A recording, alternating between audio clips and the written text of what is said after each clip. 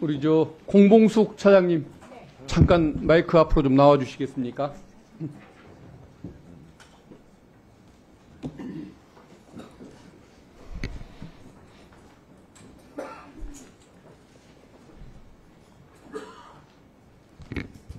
도이치모터스 주가 조작 사건 레드팀 회의에 참석하셨습니까? 예, 참석했습니다. 회의 시간이 몇 시간 걸렸습니까? 4시간 정도 걸렸습니다. 수사 기록 읽어봤습니까? 수사 기록은 못 읽어봤습니다. 수사 기록도 안 읽고 그 중요한 대한민국의 정권의 운명을 좌우하는 사건에 그 레드팀들이 다 참석을 하신 거겠죠? 상세하게 브리핑을 듣고 그러니까 수사검사의 브리핑을 듣고 판단한 거 아닙니까? 질문과 대답을 했습니다. 그러니까 당연히 그렇게 했겠죠. 네. 그것은 우리 공 차장님의 잘못이 아니고 다 그렇게 하는 거겠죠. 화면 한번 좀 띄워주시겠습니까? 핵심은 저 앞쪽에 있는 거, 됐습니다. 그겁니다. 핵심은 공모관계, 주가 조작 사실을 알았냐 몰랐냐의 문제인데 저 내용을 봐보십시오. 김건희 여사 관련된 질문을 참고인이 얘기하는 겁니다. 주식 매수해서 주가를 올리려고 했던 것으로 보이는데 어떤가? 김건희 여사라고 저는 읽겠습니다. 김건희 여사가 저에게 전화를 해서 주가가 떨어지니까 사자고 했던 거라든가 주가가 떨어지는 것을 방어하려고 했던 거 아니냐라고 물으니까 돈 액수까지 저렇게 상의해가면서 결정했다는 내용이 나오죠. 그 다음 화면 좀 보여주십시오. 저 진술조서 내용이 맞다는 것은 양자 간의 저 카톡 내용을 보면 나옵니다. 저것에 따라서 저 진술조서가 작성됐다고 봐야겠죠. 저기 보면은 분명히 저 주가 떨어지는 걸 방지하려고 더 비싼 가격에 사고 상의했던 내용이 나오지 않습니까? 다음 화면 좀 봐주십시오. 이건 아까 김용민 의원님께서 말씀한 것 같은데 저 주포라는 사람이 김건희 여사만 빠지고 우리만 붙잡혀가는 상황, 걱정하는 편지가 나오는데 이런 내용들에 대해서는 어떻게 회의 시간에 고민을 좀 해봤습니까? 못 봤습니까? 네, 다 토론 과정에 나온 이야기고 저걸 보고서도 그 공모관계가 없었고 주가 조작을 몰랐다고 판단을 했습니까? 저 내부 의사 결정 과정에 대해서 상세하게 말씀드리기는 좀 어려운 것 같습니다. 결국은 브리핑을 듣고서 4시간 회의 끝에 그 레드팀이 결정을 했다는 얘기인 거네요. 알겠습니다. 들어가십시오. 우리 이창수 검사장님. 네.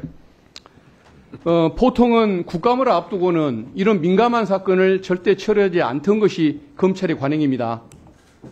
일부러 국감 끝나고 조용히 처리하지. 그렇습니다. 하루 전에 전쟁하듯이 전쟁 선포하듯이 이런 결정은 안 오는데 우리 이창수 검사장님 과거에 훌륭했고 또 법무부 근무 경험도 많잖아요. 국회로 간 경험도. 그렇습니다. 그런 분이 이런 행동을 나는 했다고는 생각하지 않아요.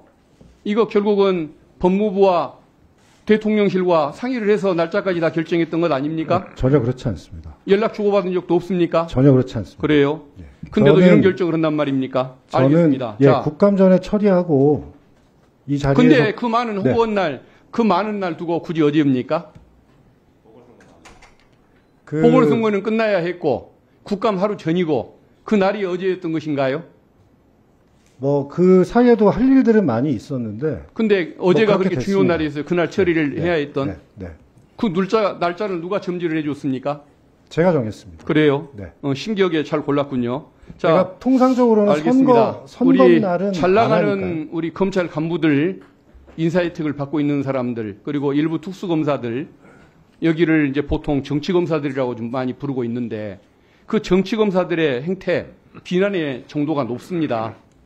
요약하자면 야당 대표나 전직 대통령 가족을 상대로는 탈탈 턴다. 그리고 김건희 여사를 앞두고는 그 앞에서는 덜덜 떤다. 이런 표현을 써요. 근데 이 세 가지 사례에 다 해당하는 것이 우리 안타깝게도 우리 이창수 검사장입니다. 성남지청장 때 정자동 사건 수사했죠? 그렇습니다.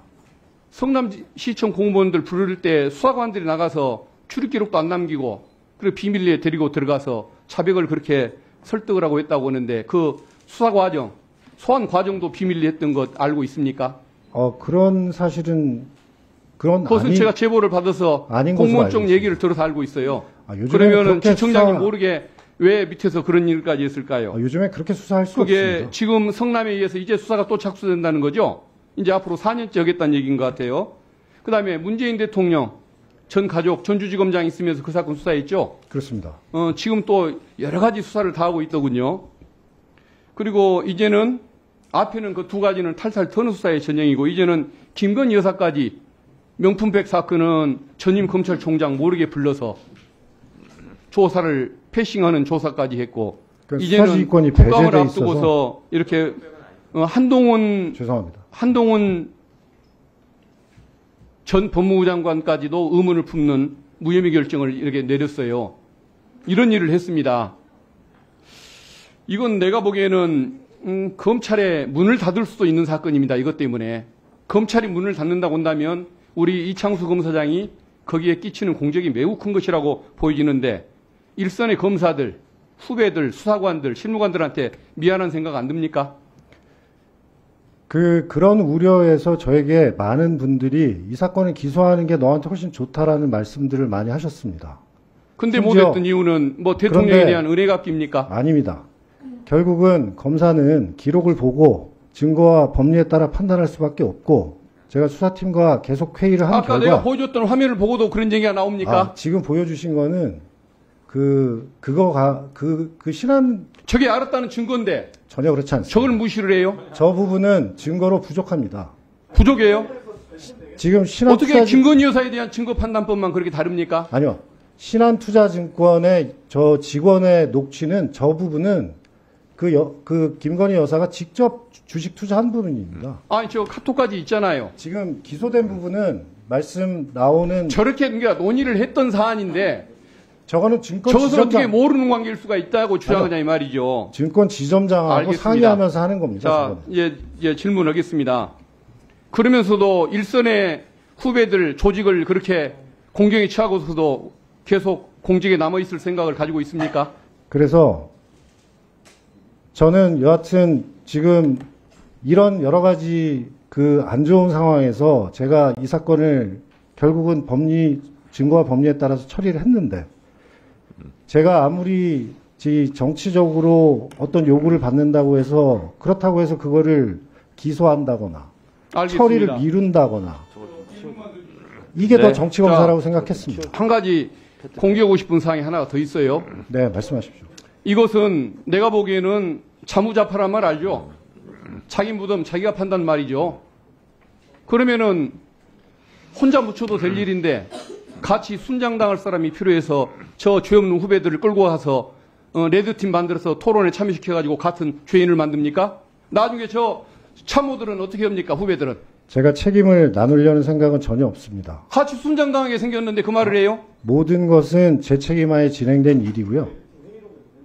다만 그 과정에서 그 결정을 다시 한번 검토하기 위해서 제가 내가 경험이 보기에는 많은 대통령한테 은혜를 갖기 위해서 검찰 대통령한테 조직과 여러 후배들을 잡은 거예요. 대통령한테 받은 은혜가 없습니다. 제가 무슨 그걸 은혜가 은혜, 있습니까? 중앙지검장 가놓고도 은혜를 안 받았다고 얘기합니까? 제가 중앙지검장을 하고 싶다고 한 것도 아닙니다. 예, 더 이상 이상 마치겠습니다. 네. 그건 저한테는 상당히 모욕적인 질문이십니다. 네, 모욕적인 질문이 뭐예요? 모욕적인 질문이라고 생각합니다. 네. 제가 대통령한테 자, 의원님들,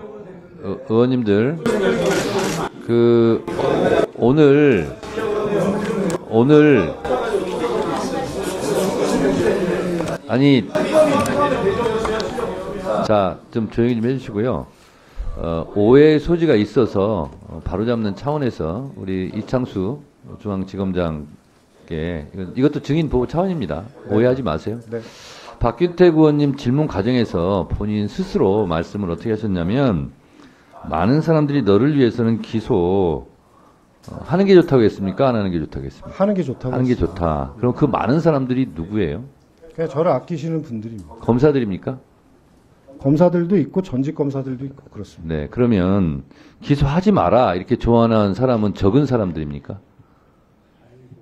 아니 오해 소지가 있어서 그러는 거예요. 기소하라고 또 얘기한 사람도 있을 거 아니에요. 기본적으로 사건은 그 위원장님 잘 아시겠지만 기록을 보고 네. 저희가 판단하는 것입니다. 아니 그러니까 제 얘기는 뭐 굳이 그런 얘기까지 안 해도 되는데 본인이 불쑥 많은 사람들이 너를 위해서는 기소하는 게 좋다 이 말씀을 하셨기 때문에 그러면 그 그런- 많은 사람들이 누구냐 궁금할 수 있거든요. 그리고 어쨌든 이 결정을 한 것은 이창수 중앙지검장이 검찰총장하고도 상의를 안 하고 본인이 독자적으로 했다는 거 아닙니까? 이제 이 사안은 수사지휘권이 배제돼 있어서 네. 제가 최종 결정을 했습니다. 그러니까요. 그러면 이창수 중앙지검장이 많은 사람들이 기소 하는 게 좋다 이렇게 얘기를 했다고 본인이 얘기하니까 제가 여쭤보는 거고, 근데 거기에 검사들도 포함이 돼 있다 이런 얘기죠. 자, 또 하나는요.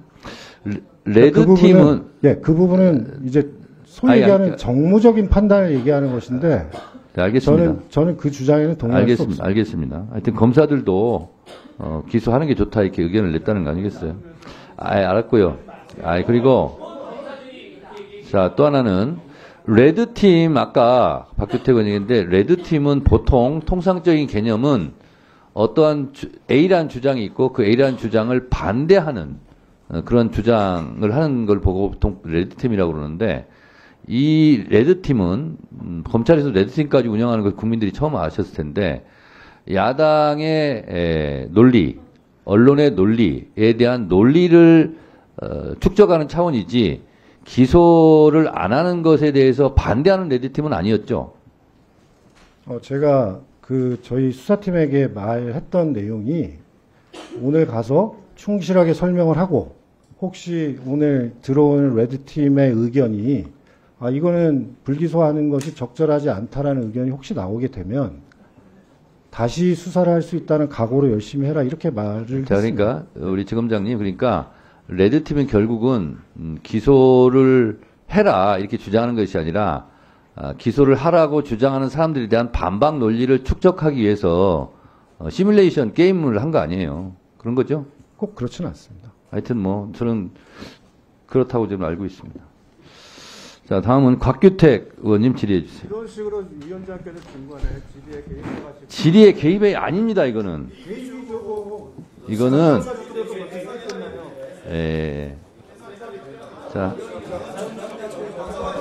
자, 곽규택 의원님 질의하세요.